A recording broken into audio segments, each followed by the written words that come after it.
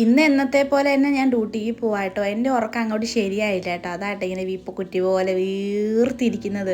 എന്താണെന്നറിയത്തില്ല കേട്ടോ. രാവിലെ എണീച്ചുമ്പോൾ ഒരുമാതിരി ഒരു മൂഡ് ഓഫ് കേട്ടോ. അതാണ്ട് ഈ സ്ഥലത്താട്ടോ ഞാൻ എന്ന് വീഴുന്നത്. ഇതിന്റെ ലിങ്ക് ചോദിച്ചിട്ടുണ്ട്. എൻ്റെ ലിങ്ക് ഇല്ല. ഞാനൊരു ഷോപ്പിൽ നിന്ന് പർച്ചേസ് ചെയ്ത കേട്ടോ. പിന്നെ അത് കഴിഞ്ഞ് നമ്മുടെ പ്രകൃതിയൊക്കെ കണ്ടിട്ട് നേരെ ഞാൻ ബസ് സ്റ്റോപ്പിലോട്ട് വെച്ച് പിടിച്ചിട്ടുണ്ടായിരുന്നേ. ബസ്സൊക്കെ കയറി ഹോസ്പിറ്റലിൽ വന്നപ്പോഴത്തേക്ക് ദാണ്ട് ഇവിടെ പരദൂഷണ കമ്മിറ്റി ഓപ്പൺ ആയിട്ടുണ്ടായിരുന്നു കേട്ടോ.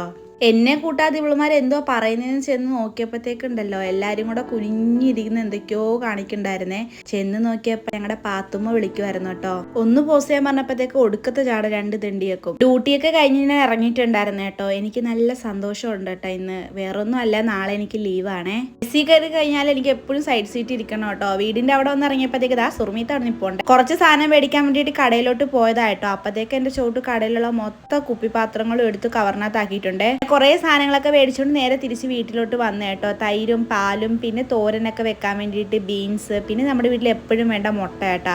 മുട്ട, മീനൊക്കെ മേടിച്ചിട്ടുണ്ട്.